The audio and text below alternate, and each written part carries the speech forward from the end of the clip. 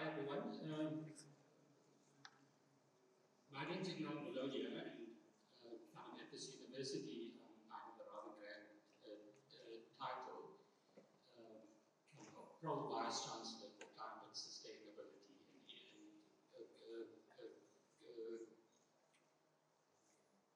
and Climate Sustainability and Inequality. And I want to say a few things about why the university has made the decision to combine those three words. But before I get there, I'd like to just welcome you all here and a really special welcome to the King family, and of course to Sir David King. I'm not going to say a lot about Sir David because the Vice Chancellor is going to introduce him, but Sir David, it's a fantastic pleasure for us to have one of the leading scientists in the world in the field of climate change, and a Wits to boot, come to deliver the lecture today. So when a few years back, the executive of the university was debating the approach that we should take to issues of climate change, we finally sort of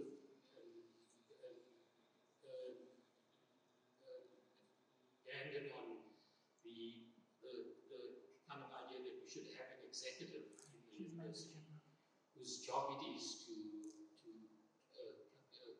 oversee and to promote the work that we're doing on climate change. And when we debated what that position should be and what the title should be, we thought a lot about the three words that are in the title of my. We thought a lot about the three words that are in the title of the portfolio that I have. And we specifically included the issue of inequality because, in our view, questions of climate change can't really be dealt with without thinking through issues of inequality, and that's because the problems of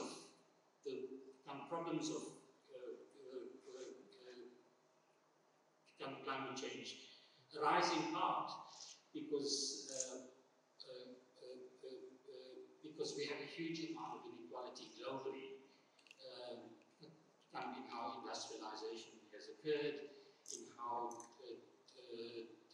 different parts of the world's incomes have risen and not risen, and the solutions to the climate problem really require us to really grapple with these issues globally and inside South Africa as well. And I think our view on why it's really important to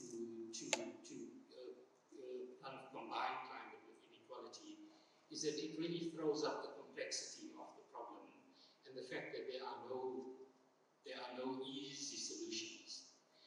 One part of what we do to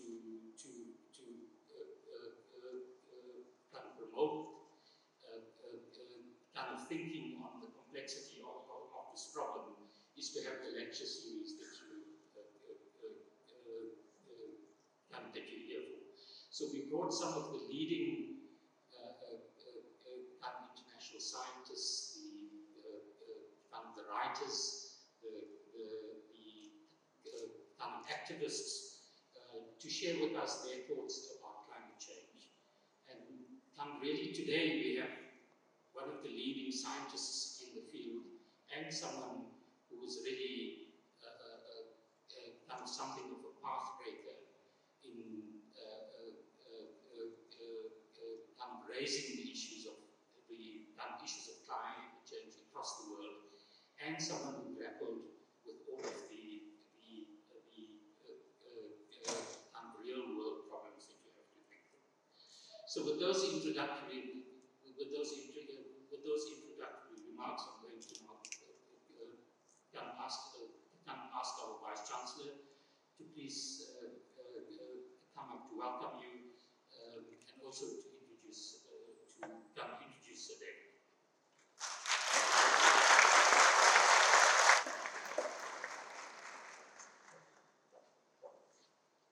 Thank you, Claudia. It's my pleasure to briefly introduce a great son of Wits who walked the stage, he told me, in 1960, can do the maths, and looks like he walked the stage 20 years ago, by the way he looked. But esteemed colleagues, Wits students, guests, and citizens of Johannesburg and South Africans, good evening. It's my profound honor to welcome you to this special occasion at Wits today, where we gather to celebrate the legacy of one of our most distinguished alumni, Professor Sir David King, FRS. Sir David King's journey is one of brilliance, courage, and unwavering commitment to scientific progress and climate action. He began his academic journey right here at Wits, ending his Bachelor of Science honors between 1956 and 1959. This was followed by his PhD in physical chemistry under Professor Zaber, which he completed in 1964. I'll say a bit about that in short form. The institution was the foundation of his pioneering work in catalysis and surface chemistry. Research that would later shape global discussions on sustainability and the future of energy. As a young scientist, Sir David not only distinguished himself as a scientist through his academic excellence, but also through his conviction in standing up against the injustice of apartheid. In the turbulent early 1960s, his outspokenness against apartheid led him into trouble with the authorities. He actually ended up, just before leaving South Africa in a hurry, when he went to exile, on the 7th floor of the notorious John Foster Square in downtown. And very few people survived. And he did tell me a personal story of the experience there, which was really quite a remarkable story. David, this country is thankful for your sacrifice. Really must thank you for that.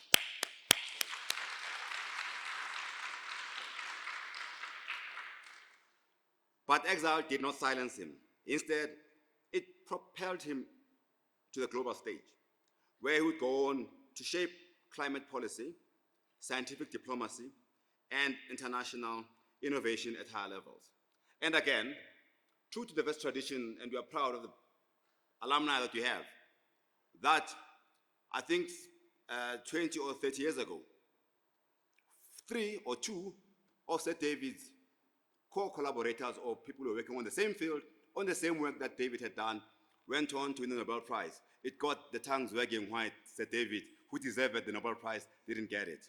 But David moved on and bravely took on an extraordinary assignment where he became the chief scientific advisor to the UK government under Mr. Tony Blair.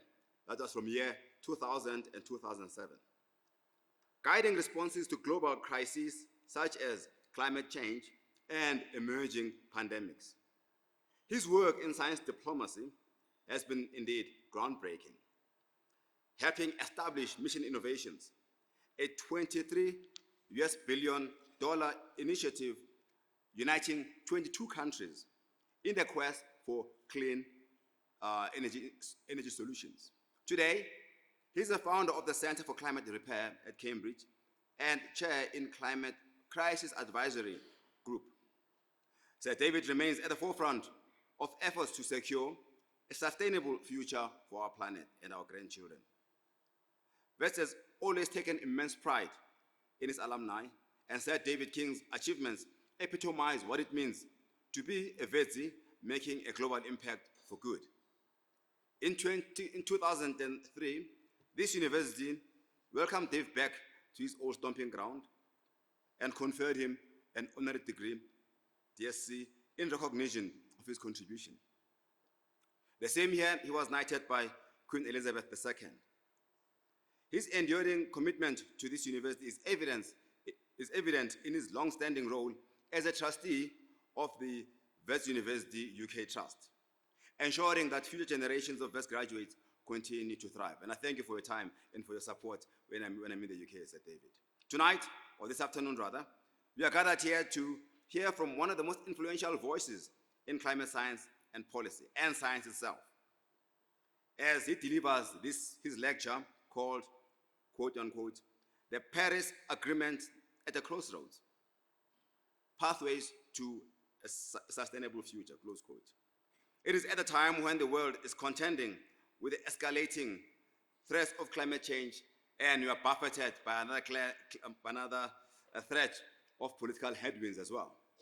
So there's no better time to guide us in his understanding of the urgency of our moment and the solutions that science and policy should provide. Please join me in welcoming Professor Sir David King back home to Wits.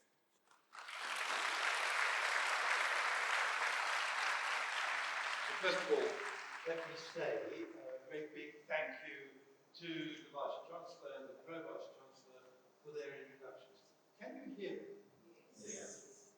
And what I'm going to be talking about is really probably easily called a crisis that threatens the stability of our planet. I choose those words carefully, and I'm then going to explain why I'm putting it in this form. So let me take you through what I'm going to be saying on the next slide.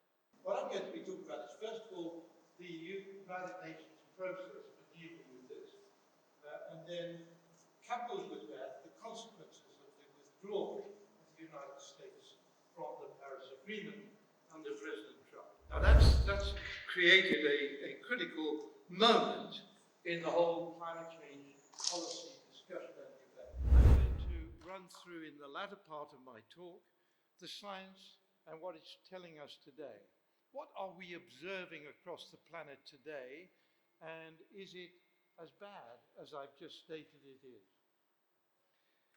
And then finally, I'm going to end up with what is the optimal way forward for this wonderful country? Right? What is the optimal way for the policy in South Africa to develop so as to position South Africa well to face the future? And that's a critical pathway if you're talking to anybody about this challenge. Face the future and find solutions. That's really the critical pathway.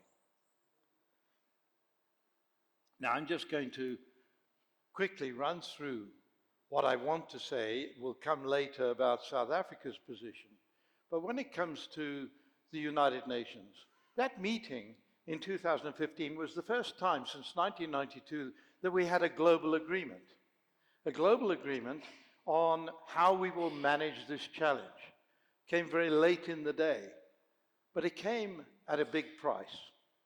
And the price was quite simply that the President of the United States of America, Obama, while he wanted action back in 2008, 2009, we couldn't deliver what he wanted because he couldn't take a program which had an international body telling the United States what to do. And so we had to sell ourselves short to get the United States to vote. And that's what happened in 2015. And by the way, China had said, if the United States can't sign, we're not going to sign. So if we go those two countries not signing, there would be really no point in agreeing to anything. So we all gave in and said, okay, we can have nationally determined contributions. And therefore, the President of the United States could accept a contribution that he would design. It wasn't being imposed on him from outside. Now, this means the whole process of the discussions was thrust to one side. The process of discussions was, what does the world need to do to manage this dire crisis. And what actually emerges is 197 nations independently deciding what to do. However, we reached agreement in 2015 with 195 countries promising their nationally determined contributions. And I'm going to say a little bit about where we've got to over the recent years. Did we manage anything in that period of time that was significant in managing this dire crisis? My answer, I can let you have right now, is no. Right, so we are still in a very difficult position. So I want to say, as we see the United States withdrawing from that process, there are, strangely enough, several advantages. Because it's now up to the rest of us in the world to pick up this challenge. We're never going to get leadership from the United States, and let me say it here, nor have we had it to date. Those of us who've been involved in the negotiations will know there's no limit on the number of official negotiators per country. And the average number is 20 per country, so you've got 4,000 negotiators. How do you get an agreement with 4,000 negotiators? How many turn up from the United States? 160 is the average. And what do they do? What they've been doing over the period that I've been involved, from the Bush Jr. regime all the way up, they've been going around telling other countries, you don't need to bother to do anything, this isn't a real challenge. In public, their presidents were saying good things. Now, it's true, in the second Obama administration, that changed. And in the more recent administration before Trump, this also changed. But nevertheless, they've been blockers, and we need to understand why. The lobby system in the United States is amazing. The power of the lobby system. The fossil fuel lobby has at least half of senators and congressmen in their pockets. In other words, they're paying them to vote the way they want them to vote. You can't get progress if you're handing over to the fossil fuel system the decision-making of that country. And that is a real challenge, that lobby system, which has actually gone way beyond the United States in its impact. Now, let me just move on. What is the current state of global climate science? So first of all, we all know that literally around the world since 2020, we have seen extreme weather events of an extreme nature that we haven't anticipated. Let me call them extreme weather events. And these, more recently in KwaZulu-Natal, the floods there, but in the Limpopo region, the heat stress in that region, we're looking around every part of the world and seeing massive challenges. The last big wild forest, natural forest in Europe, in Western Europe, burnt down in this crisis. When forests get very hot and dry, one tinder and they're gone.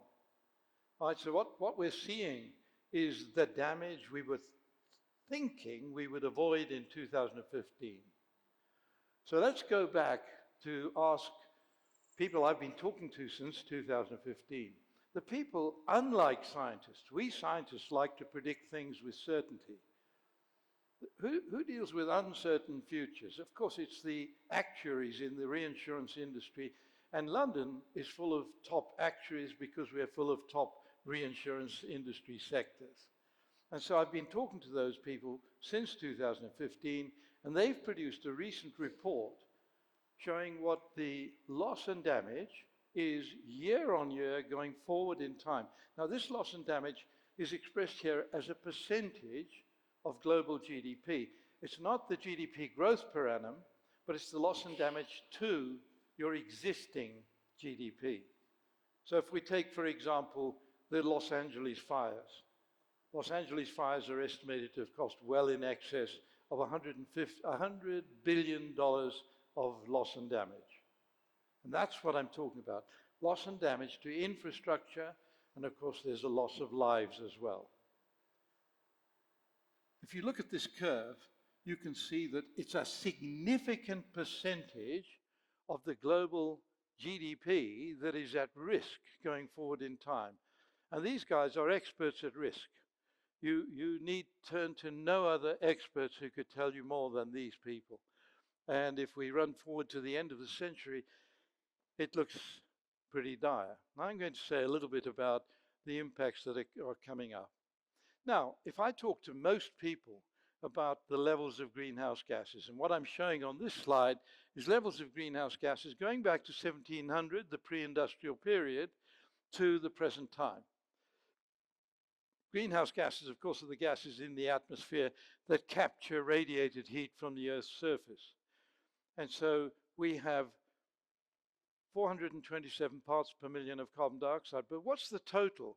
It's 530 today. This graph isn't quite up to date, but today it's 530 parts per million. A very simple way of understanding this in terms of what's happening to the planet is if you're in your bed at night, radiating heat out from your body, you might have put a thin duvet over yourself to keep you a little bit warm. So some of your radiated heat is captured by your duvet. If somebody comes along to help you and puts another duvet on your bed, you're going to be very hot. That's what's happening. We've more or less doubled the capture of radiated heat from the Earth's surface in our atmosphere since we started using fossil fuels in our industrial revolution. And there's the big challenge. And I do want to say it's a bigger challenge than is expressed in terms of that blue curve. The blue curve is the amount of CO2, carbon dioxide, but add in methane. Is methane emissions high from South Africa? And if so, where's it coming from? I don't hear people talking about this. Your methane emissions are very high, and we can pinpoint this because we've now got satellites that pick up methane, the spot emission points. And South Africa is full of spot emission points. Yes, it's partly from your farming practices, beef in particular, a lot of emissions from beef, but it's also coal mines. So old coal mines and current coal mines are both big emitters of methane, and there's a big win. You can capture that. Methane per molecule is 130 times as effective as a molecule of carbon dioxide in capturing heat from radiated from the Earth's surface. So by eliminating methane, and I'm going to say it's relatively easy, you could get on with quite a bit of contribution towards reducing your emissions here in South Africa.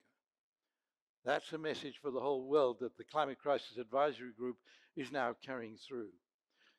Now, that curve, how's temperature been rising? So this is the temperature just since 1965, right to 2024. And you'll see, in particular, what I want to raise is what's happened over the last couple of years. We see a very significant leap upwards in global average temperatures. And we expected a leap upwards. This is what we call an El Nino year, when we get emission of heat from the Pacific Ocean in particular into the atmosphere once every 7 years. But we've never seen a leap like this in a single year. And normally that's followed by La Nina, the opposite, and it would come down in the following year.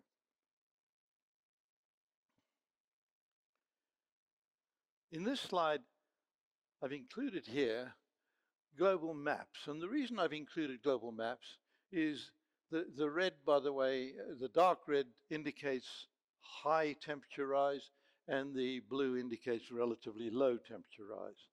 So it's important to note that this temperature rise average across the planet, whatever it is, 1.3, 1.4 since the Industrial Revolution, is non-homogeneous.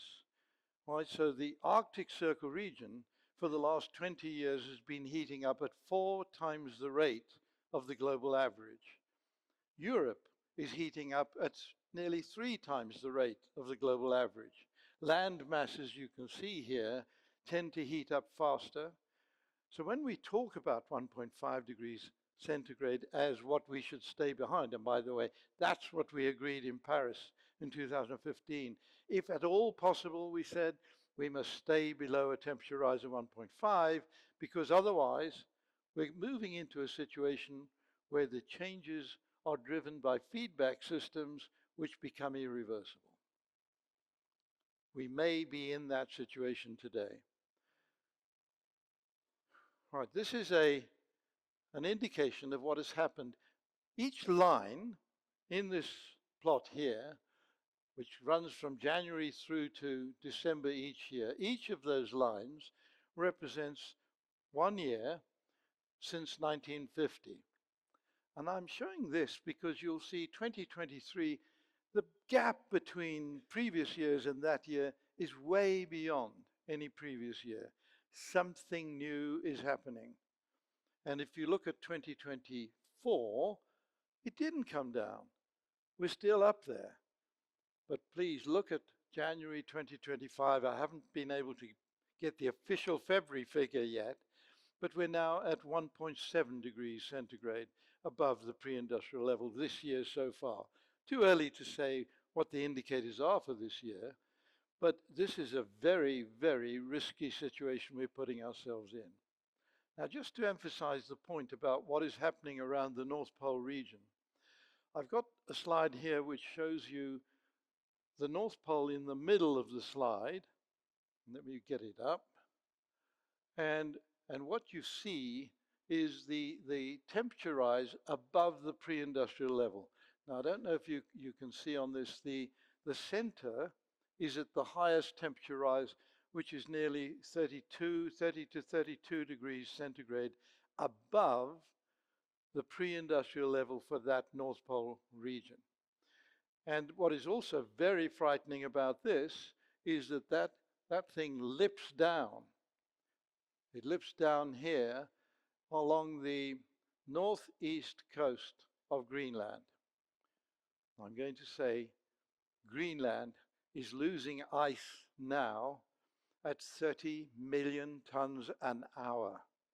Net loss of Greenland ice per annum over the last 20 years is averaging 30 million tons an hour. And that ice is entering the ocean and pushing up sea levels. But it's also, because of the loss of ice, means what the scientists refer to as the albedo, the reflectivity of sunlight by the Earth. If the sunlight hits a snow patch, it's reflected back into space. If it hits the blue sea underneath that, it's absorbed very effectively by the sea. We all know, or do we? The sea is really warmed up by the sun, very rapidly. The North Pole ice in the North Pole winter, and this really was not our expectation at all, in the North Pole winter is lost. Now that is really serious. I'm not saying it's a continuity going forward in time. We may be going through a singularity, but this is really worrying. And of course, we're keeping a very close eye on that. The North Pole ice has been melting over the last 30 years or so, and the speed up rate is really remarkably high just in the last few years. The consequences are really quite dire, and I will say something about that. Now, I was talking about the temperature rises in the atmosphere. That's always measured 2 meters above land under shade, right? So that's the standard measurement.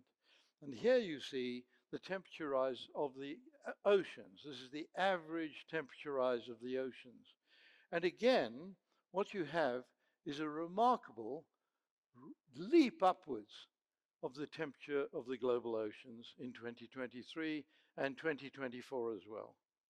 So what we're seeing is consistent across the planet, whether we look at the land masses or the ocean.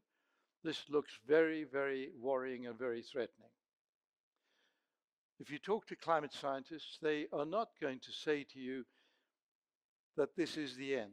What they are going to say is, hopefully, it'll come back down to where it was before.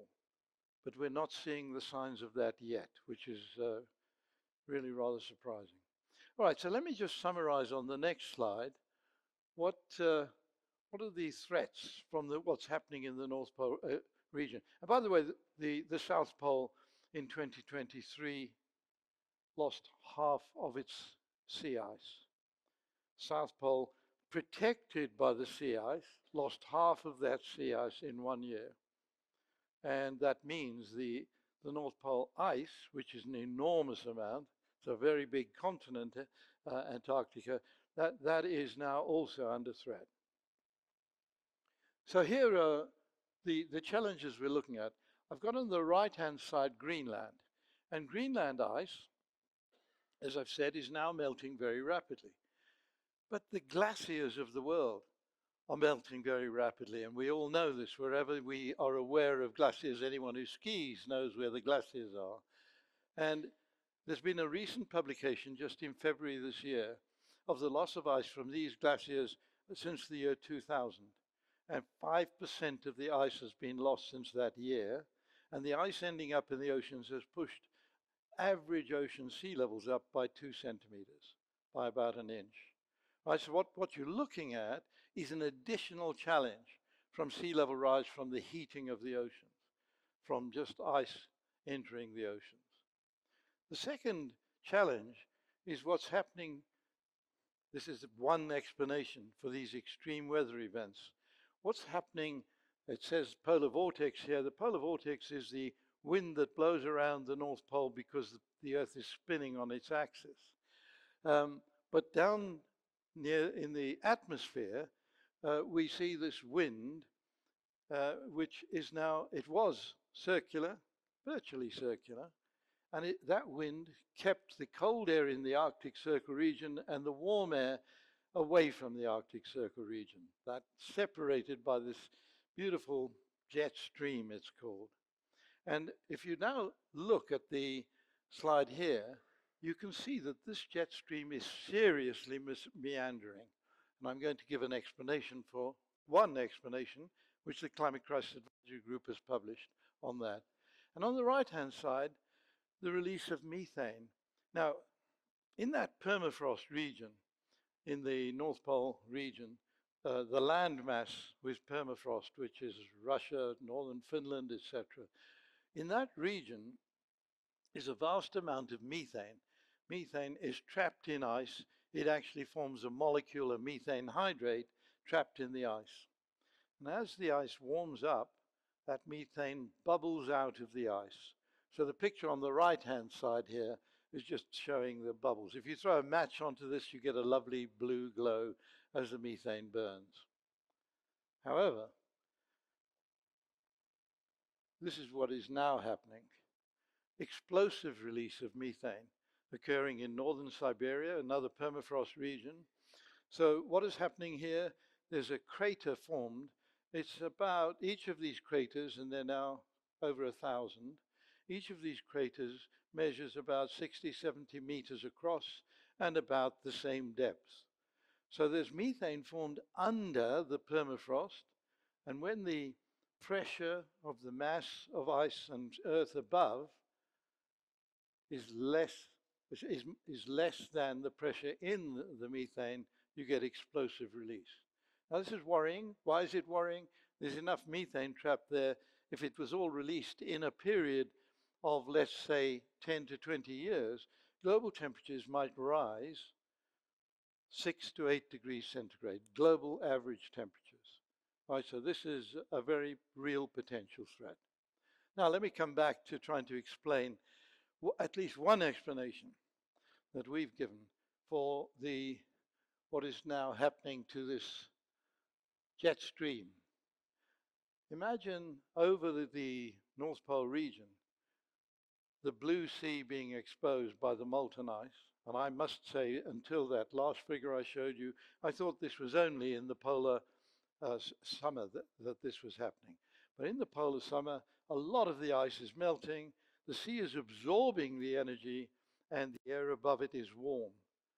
It's displacing the cold air outwards, right? So as the warm air here forms, it displaces the cold air down. But if air is displaced downwards, it has to be replaced from the tropics elsewhere. And that's causing this extreme meandering of the jet stream. Now, some of you may have seen in the papers that there was a very extreme event in the west coast of North America in 2021. And let's just provide a simple explanation for what was happening in terms of that jet stream. So this is the jet stream getting locked in place along the north coast of the west coast of North America. And you see that jet stream meandering up into Canada. And there in Canada is a town called Lytton, or there was a town called Lytton. And Lytton, I would describe as an upper middle class town. May I call you an upper middle class audience? I don't know. But so this is not a poor community. 135 people died of heat stress. Canadians don't have air conditioning. They don't anticipate anything like these temperatures. 49.6 degrees centigrade for over a week. And the surrounding forest was dried out by this and caught fire, and this town is no longer. Right, so what we're talking about is events happening that we couldn't possibly have anticipated until we understood what I'm telling you about the extreme meandering of that jet stream. All right, I've probably said enough to explain why I consider this to be the greatest challenge humanity's ever had to face up to. There's no member of the human community that is not threatened by what I'm telling you about. So let's see what needs to be done. So we've got this January 2025 record rise in temperature of 1.75 degrees centigrade. I managed to move that on, I didn't mean to. The weather systems are in transition, we must all agree to that, and yet we have no international agreement on managing the Earth's tipping point. It seems to be tipping, right? What more evidence do we need to wait and see whether we're in a tipping point situation for the Earth's climate system? And so the path forward for humanity, the Climate Crisis Advisory Group for the past 3 years has been putting this strategy out. And our strategy is, first of all, every country must commit to rapidly phasing out fossil fuels. And when I say every country, of course, this includes South Africa. Right? Every country needs a program of phasing out fossil fuels as quickly as is feasible without causing social harm. Right? And I do believe this can happen much more quickly than is happening in South Africa at the moment.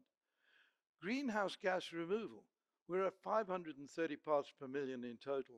There's no way there's a safe future for humanity at that level. So we've already put far too much up there. There's no carbon budget left, which was a message from 2015. We've got to remove it. And if you ask me, what is a safe level for the future of humanity and the biodiversity of our planet, I would say no more than 350 parts per million. So we've got to bring it down massively.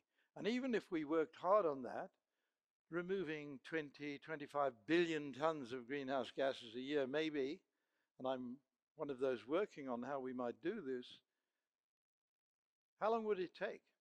I don't think we'll get there till the end of the century. So then we need another part to the plan. Oh, sorry. And that is the third here, protecting polar ice. We need techniques to stem the loss of ice from the North Pole region, but also from the South Pole region. And that's a job for scientists, technologists, and engineers around the world to work on. And I'm putting the burden particularly on the wealthier countries of the world to manage this process. And then finally, resilience strategies. All cities, regions, and countries need resilience strategies. And we don't have resilience strategies in place that match up to these threats at the moment. Right, so if we are looking forward to the management of cities, cities on coastlines are all faced with challenges of rising sea levels. Cities in high rainfall or drought area have opposite challenges. And KwaZulu-Natal suffering from flooding is one of those challenges. We need to move forward rapidly. We can't solve everything. The country of Vietnam, the third biggest rice producer in the world, is 90% very close to sea level. That country was brought into being by silt coming down this enormous river across Asia over millions of years. And it's very close to sea level. We're estimating now that by mid-century, Vietnam will be under seawater 85% of the landmass at least once a year. Rice production will collapse at that point, and then what does the population do? So the challenges are enormous.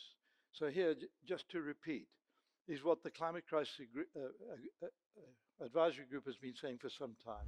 We need all 4 R's: reduce, remove, repair, resilience. And I want everyone to please remember what we're saying here, because only doing the remove, that is critically important. Reduce, that's critically important. But unless we do the other 3 R's, we're not going to have a safe future for humanity. How do we remove excess greenhouse gases from the atmosphere? This is a program of work that I began, which is really based on an observation. How much time have I got? A few minutes? Oh, okay. All right, I love this story and I hope you do too.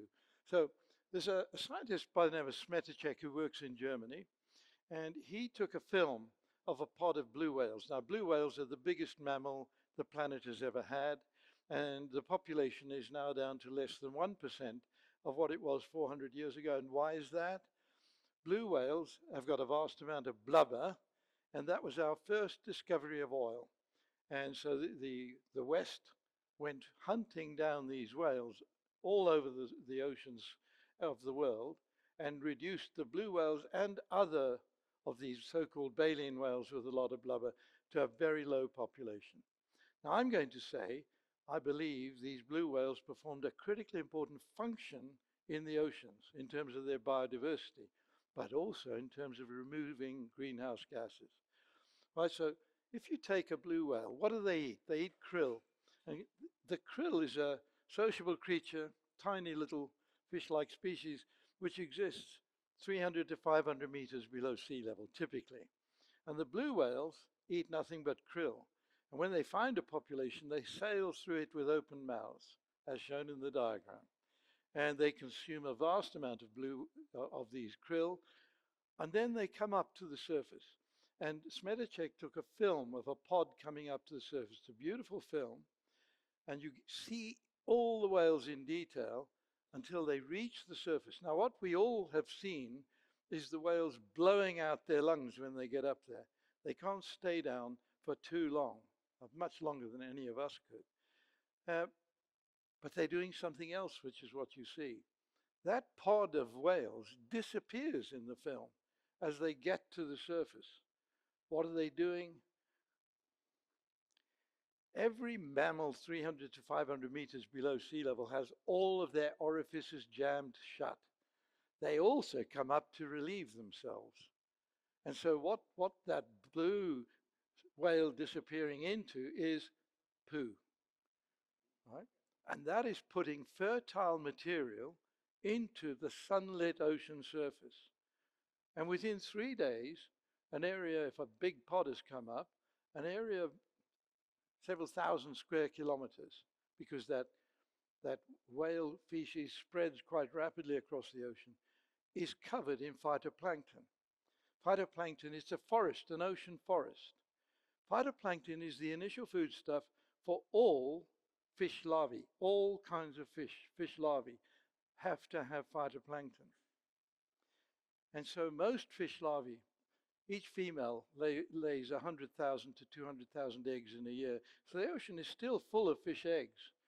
But the vast majority of them, when their larva comes out, there's no phytoplankton and they die. With one of these forests, they all survive. And within 6 weeks, you've got a very large population of fish, but more than a large population of fish, it's attracting predators from the rest of the ocean. This becomes a whole ecosystem in the ocean. And it's spreading the population of the biodiverse systems of the ocean in an amazing way. This is an example of nature's circular economy, bringing the species formed by consumption of the krill back up. One of the species created by this process is krill, of course. They're serving their own purpose. Now, what are we doing? First of all, a vast amount of carbon dioxide is captured by this green forest. Now, it is true that some of it, when it sinks, oxidizes and forms carbon dioxide, which can end up again in the atmosphere. However, the amount consumed by the fish is large, and of course the whales are an example of this process. The non-baleen whales are eating a lot of these fish as well. But what we are aware of is that we could repopulate the oceans with fish stocks as they were 400 years ago by imitating the function of the whales. This is imitating nature to develop a solution that we need. That's the objective of this program. And we've got a consortium which includes the University of Cape Town, it includes Goa in India, it includes Hawaii, University of Southern California, etc. It's a big global consortium. Difficulty raising money for this program, unbelievably, but there we are. What we're doing is working to see whether it all works as we're expecting. What are we using as the foodstuff? I was approached by almost every fertilizer manufacturer in the world. No, we're not going to put fertilizer into the ocean. We know what that does. We're putting at the moment volcanic dust we have obtained from Tonga, a recent Tongan release of ash into the air. So we've got a vast amount of volcanic ash available to us. And that volcanic ash, we've done a study of the surface nutrients in the ocean surface right around the world. Satellites perform this magic trick with us. And we know that the volcanic ash from Tonga has all the missing nutrients. So we're loading this, and this now comes from Goa.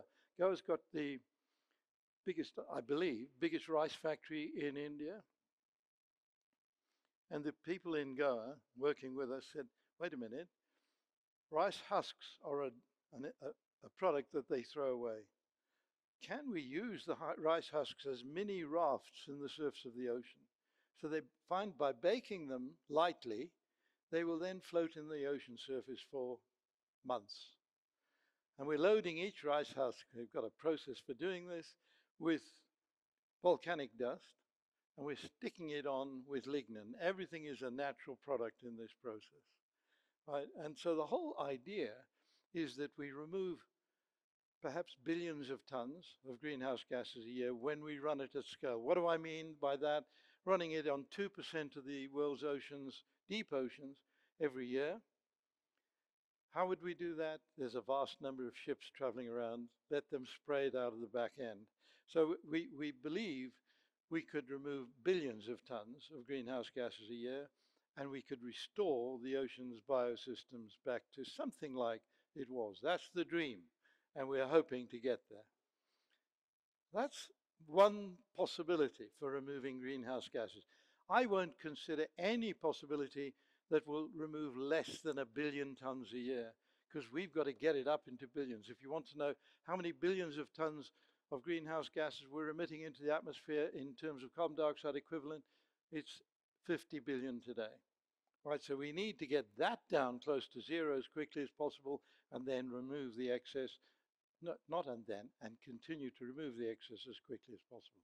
Now, the second thing is, what's the possibility for cooling the North Pole region so that we can keep ice covered when it's formed?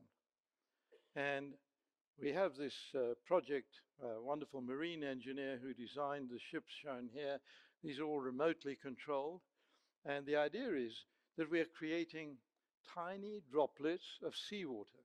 The droplets have to be smaller than a micron in dimensions. Each droplet of seawater then contains 1 crystal of sodium chloride, of salt. And when as you can see, the droplets are being sprayed actually towards the ocean surface. Why are we doing that? Because warm sea and sunlight creates a big draft of warm air going up, picks up the small droplets, and they lose their water going up in the warm air. And then 5,000, 6,000 feet up, they hover as a cloud of salt particles and pick up water vapor. And you get a white cloud, right? Or if there was a dark cloud there, you could whiten the cloud. So this is the idea. To create enough of these, we would probably need 800 to 1,000 of these vessels surrounding the Arctic Circle region. And people say to me, this is beginning to look rather expensive. Well, if I just remind people that total loss and damage per annum is already at around $500 billion, but what is this going to cost? It's going to cost a few $1 billion to get it all up and running, and then running it is going to be much less expensive. So when we look at risk management, this is a logical economic way forward. Right, so I was hoping that I would have time for that. I did also say that I would really urge South Africa to do what I'm suggesting here. There is a group of nations who I would describe as progressive in the South, and I've listed them here. Brazil, certainly. We've been talking to the Brazilian government. They've invited us to help them make this progress. We've been talking to the Chinese government. They too are a progressive country on this issue. We're now talking to South Africa. We want South Africa to join this group. So Brazil, China, Kenya. Kenya has gone over to renewable energy sources for its electricity. 90% of its electricity is from renewables. So when people say, whoa, it's more difficult in Africa, please have a look at what's happening in Kenya. Ghana, very progressive in some ways. India, a little more difficult. Similar problem to South Africa. They've got a lot of coal miners and they don't want to make them too unhappy, or they won't vote Modi in at the next election. Right? We all know the difficulties with democracies. If we include Indonesia, Indonesia is very progressive on this issue. Indonesia also has a vast number of paddy fields very close to sea levels. And they know that they lose those paddy fields as the sea levels go up. So Indonesia's economy is very heavily dependent on export of rice. The second biggest rice producer in the world. And what is the first? Southeast China. And again, a lot of their paddy fields very close to sea level. The Chinese are actually talking about building another great wall to stop the flooding along the southeast coast. So let's move to the integrated plan to switch to clean energy sources. What would an integrated plan look like? It's got to be done in detail. You need a proper balance of different forms of energy production in a post-fossil fuel world. What you need, first of all, is to see that you have no fossil fuels engaged in that process. By the way, methane is now too expensive. You can't rely on that. It also is not a smart thing to use. So, yes, you need solar. You've got a fair bit of sunshine here, a bit more than we have in England. You've got a fair bit of wind in parts of this country. Eastern provinces, superb for wind. You need a balance of wind and solar because solar, the sun doesn't shine at night. The wind does blow right through the day, 24 hours. You need a balance of these different forms of energy, and you need energy storage systems. And the best form of energy storage I found out about today from your Dean of Engineering is the gold mines. Why do I say the gold mines? I've been down in one of those shafts, 5,000, 6,000 feet down. If you've got a gold mine that is no longer productive, please go and speak to Motsepe about this. If you've got a gold mine that is no longer productive, you can drop water in the shaft all the way down, 5,000, 6,000 feet, when you need additional energy and you get hydropower energy. Now what you need to do is pump the water out when you've got an excess of energy, so you can keep repeating this whenever you need the stored energy. Right, so this is just a wonderful example of up-pumped storage, and I hadn't heard this story until today. By the way, what a wonderful trip I've had around this amazing university. So a just transition away from coal. What I want to see is the South African government agreeing to go down the route of putting onto the grid an additional, you've got something like 10 gigawatts of renewable energy formed in this country now, 35 gigawatts from Eskom of fossil fuel-based energy. What if you left Eskom to deliver that and put an additional 20, 30 gigawatts from renewable onto the grid and then slowly shut down the coal power stations? Why not start that process right away? End of blackouts, right? Beginning of the economic recovery of this country. Now, people who say to me, but it's going to be expensive to move over to renewables. What is the cheapest form of electricity in the UK? It's wind turbines in the North Sea. These vast wind turbines we're putting up there, we're getting the cheapest electricity you could have. So I'm going to say to you, this rapid switch of using renewable energy in South Africa, you've got all the resources, would be so good for your economy and so good for the world.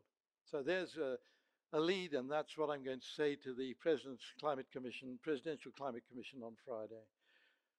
Please, South Africa, lead Africa and the global South in this transition. Don't wait for the United States. Don't wait for the North. Work with the North by all means, but don't wait for us. Take the lead. Thank you.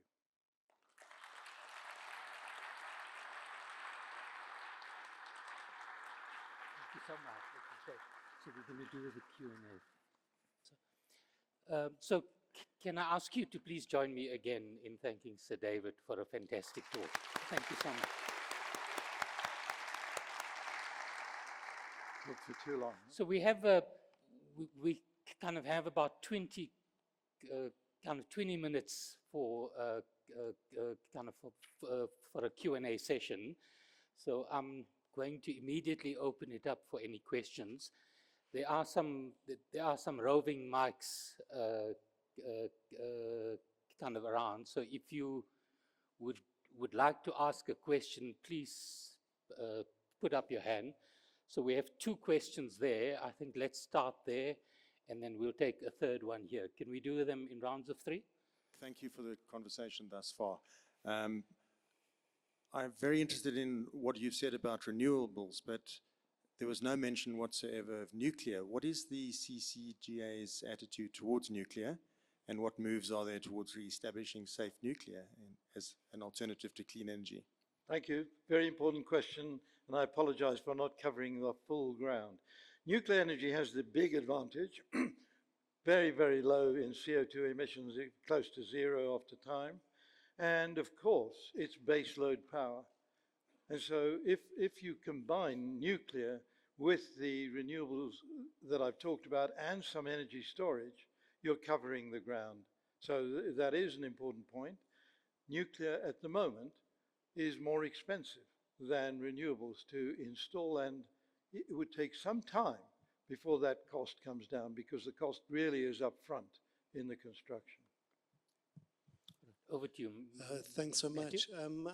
I'd be interested on your perspective on forests, which you didn't speak about, but particularly preventing tipping points in the Amazon, but also the potentiality for reforestation. Can you hold the mic closer to your mouth? Sorry, my question is about forests, not only protecting the Amazon from tipping point, but the potentiality of reforestation as a form of carbon sequestration, and how you see that in your model. Can I just ask the team to do something about the light? So for the 2 of us up here, the light's straight in our eye. Quite challenging for our eyes here. So basically, I think the question is about reforestation and afforestation, which is critically important, but it's not going to get us out of this fix we're in, because trees take a long time to grow, and we're in this crisis today. And what I just want to say to everyone is time is not on our side. But please, go ahead, reforest, afforest. These are important parts of the program. But don't expect that we're going to get delivery from that in a relatively short space of time. So you were saying South Africa needs to move with great speed in terms of transition to a low carbon economy. And looking at a country like South Africa, which has got limited fiscal space to maneuver at this point in time, what are the options that are there to finance this just energy transition? Because the Presidential Climate Commission has released a report that they need over $8 billion to finance that. The bulk of the commitments that came from the developed countries, it was debt and a few grants. So how will we be able to afford that just energy transition? So I just want to say the climate finance is still there. Now, it's true that we can no longer believe that the United States' contribution will be made, but nevertheless, South Africa really needs to gear itself up to approach for that funding that is going to be available. I do believe the fund will be established, and I do believe that South Africa is in a strong position if it puts the kind of case that I was putting forward this afternoon. And the reason I say that is, I have seen previous discussions in this country, and there's nothing particularly coherent about moving away from fossil fuel dependence. We really have to move much more quickly than 5, 6 decades to come to stop using fossil fuels. And so if South Africa can put a good case forward, I do believe they would be a good contender. Great, so let's move to the woman there. Thank you so much, Prof, for your insightful presentation. My question is, correct me if I'm wrong, but the NDCs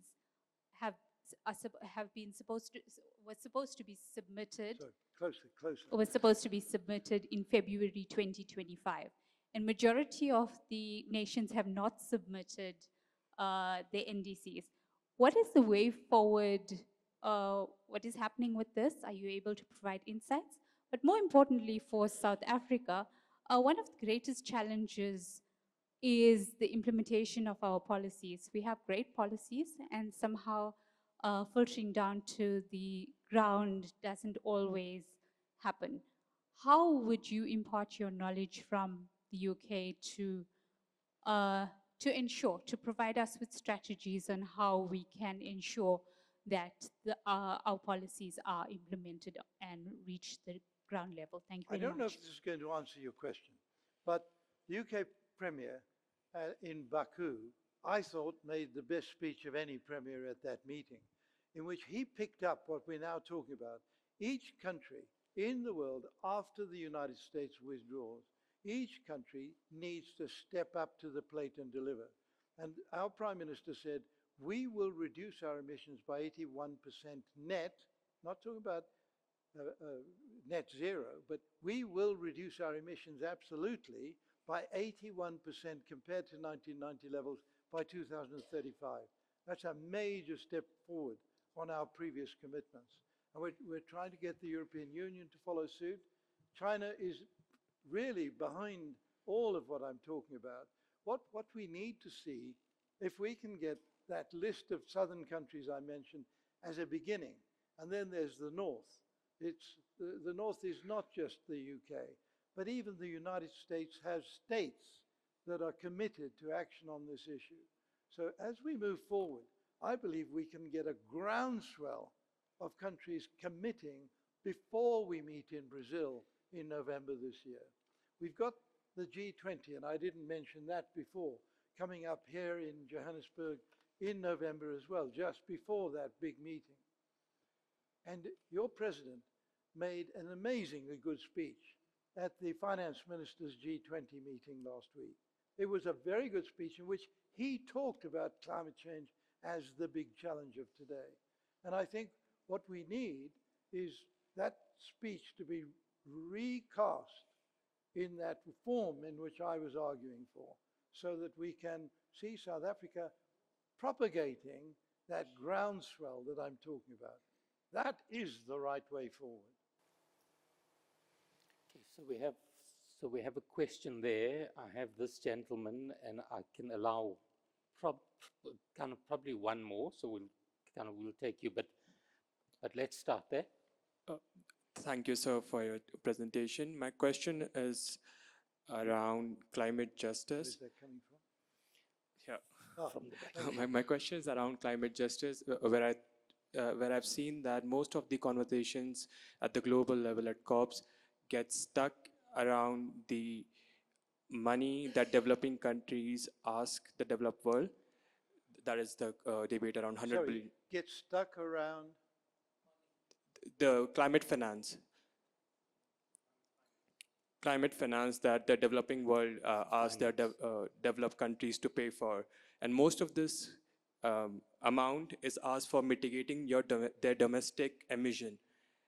I believe that developed countries do not owe developing world money to mitigate their domestic emission. Rather, if they owe anything, it should only be for their adaptation, because that's what they have caused, if we can sort of link any causation. So just wanted to get your thoughts on this. Thank you. Okay, you happy to? You've just made an interesting statement. Yeah. Right. I think that, thank you. All right, let's. A very Go to- interesting step. Did you say the developed countries don't owe? Where? the- Could you sorry. wave your hand? Developing there you are. countries Okay, don't, okay. is what he said. Excellent. Thank you. I really like the questions around climate finance because we know that the political and financial barriers to the rollout of renewable energy are seen in the lack of a financial commitment. So we know that the climate finance goal was not meant in Baku last year. We have more consultations, more meetings, more delegations, more coalitions in the road to Bilem this year. What would you say needs to happen to raise the amount of climate finance and good quality finance to meet the needs of the global south in distributing renewable energy, as well as considering the international financial space where most of this, and it's been raised before, most of this finance is debt-based. And so we are forced with facing balancing acts of, do we pay back our debt or do we embark on a just energy transition? So from developed countries in particular, what would we need in terms of political cooperation leading up to Bilem to meet that goal?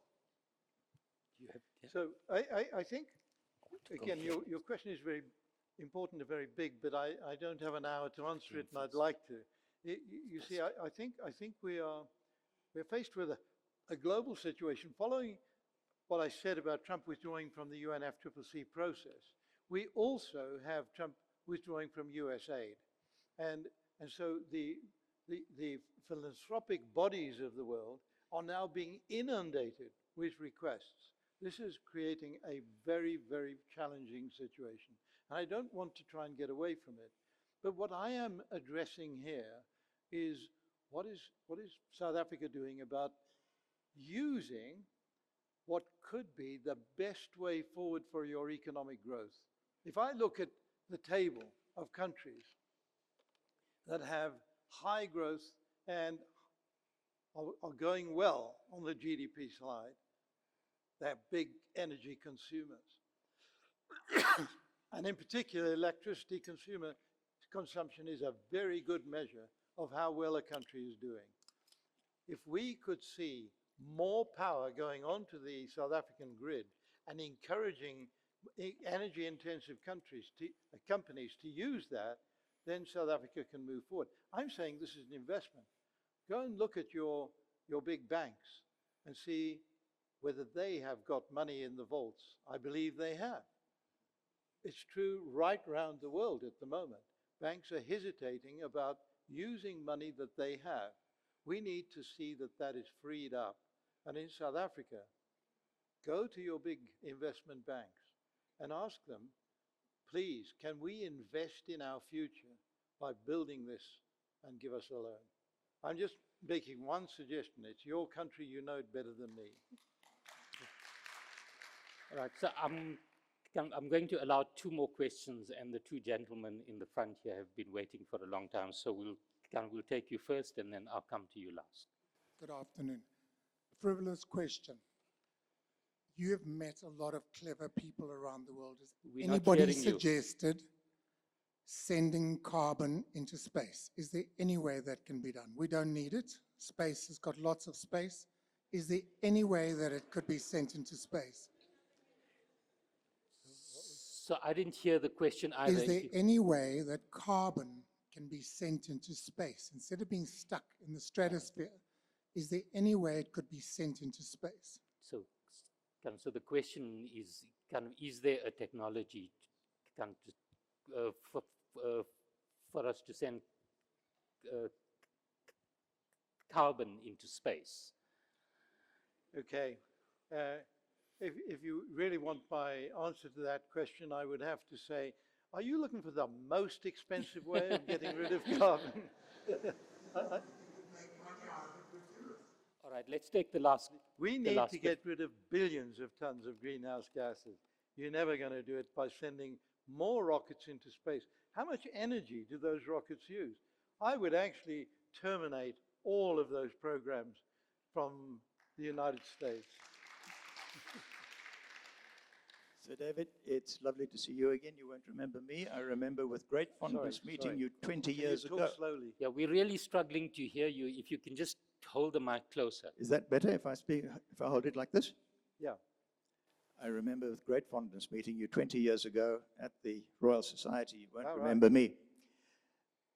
I understand that the technique for emissions reduction and carbon dioxide removal that is attracting the most financing at the moment is a process called biochar, and that is the carbonization of woody biomass from wood or from agricultural waste.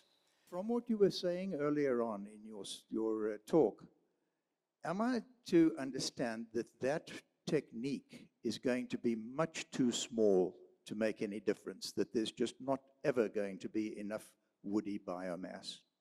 So the biochar idea is quite an important one, but I interpret it in a different way. If we want to see more carbon in the soils of the world, we have to change our farming practice around the world.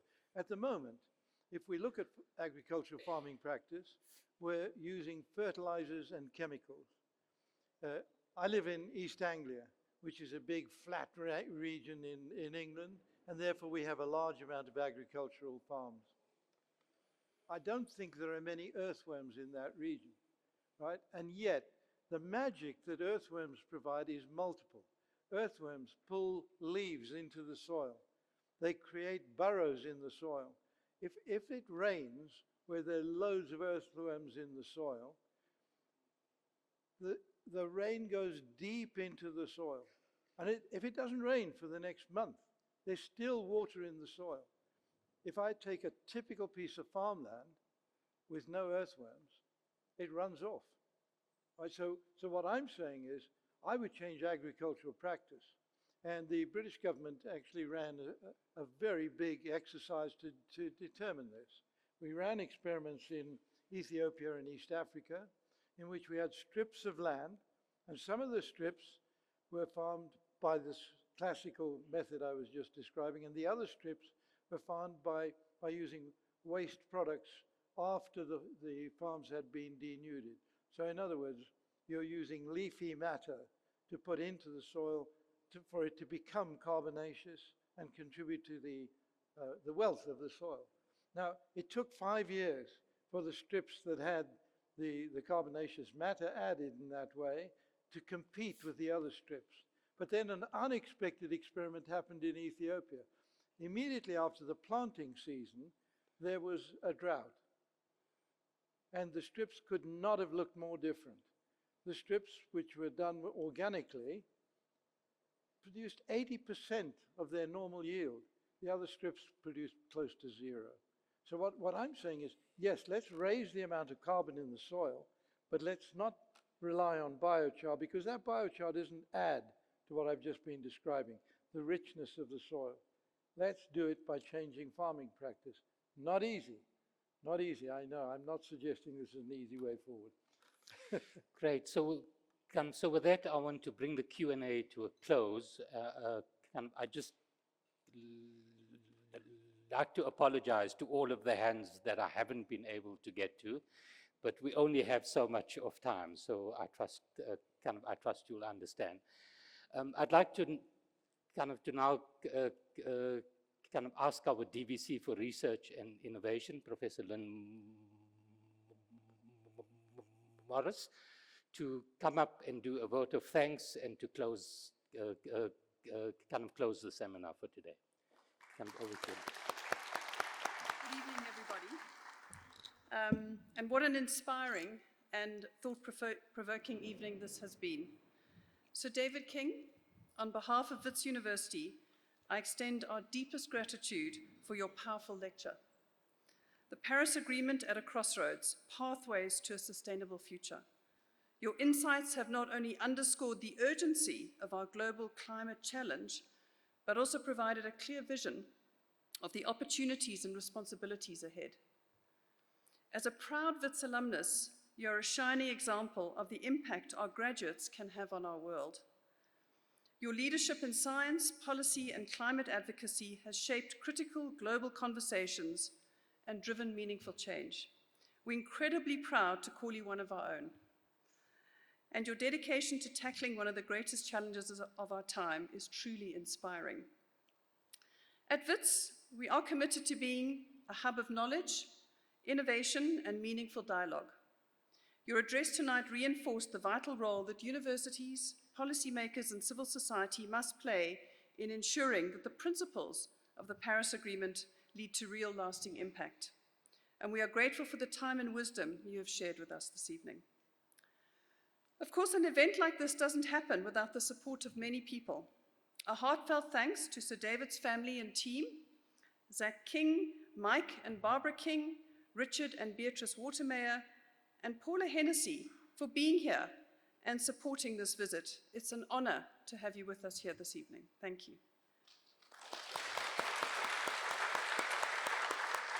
To our Vice-Chancellor, Professor Zebulon Vilakazi, thank you for your thoughtful and historical introduction.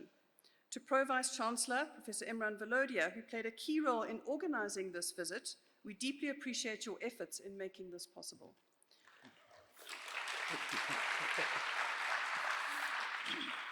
A huge thank you to Nina Layton, Julia Taylor, Tashvir Bodhi, and Rahul Gandhi in the Pro-VC's office for all your work behind the scenes. Linda Murray, your coordination and planning have been impeccable.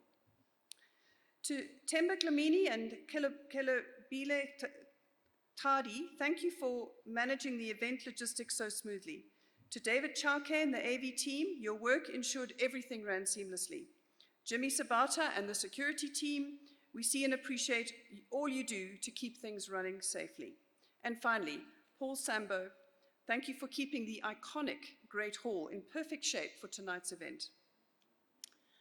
And thanks to all of you this evening. Thank you for being part of this conversation, but listening is only the first step.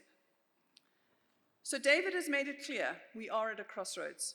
The choices we make today will determine the future of our planet. Let's take the knowledge and inspiration from tonight and turn it into real action. Whether through research, policy advocacy, or changes in our own communities, each of us has a role to play. The time for debate has passed. The time for action is now. So David, once again, thank you for your wisdom, leadership, and unwavering commitment to this cause. And above all, we're immensely proud to call you one of our own, a distinguished alumnus of Wits University. I thank you.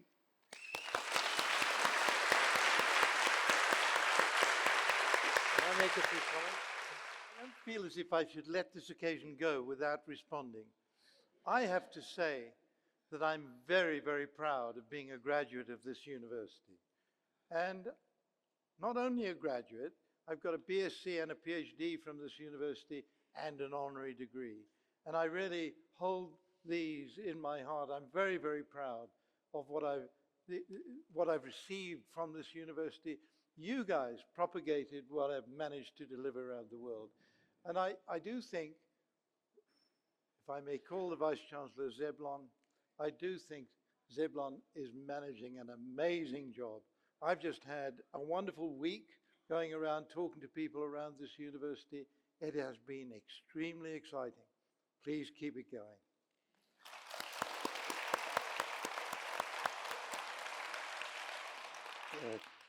Great. Thank you so much, Sir David. So with that, I'll kind of bring the evening to a close. Thank you all for joining us. And I hear the thunder, so please drive home safely. Thanks, Dave.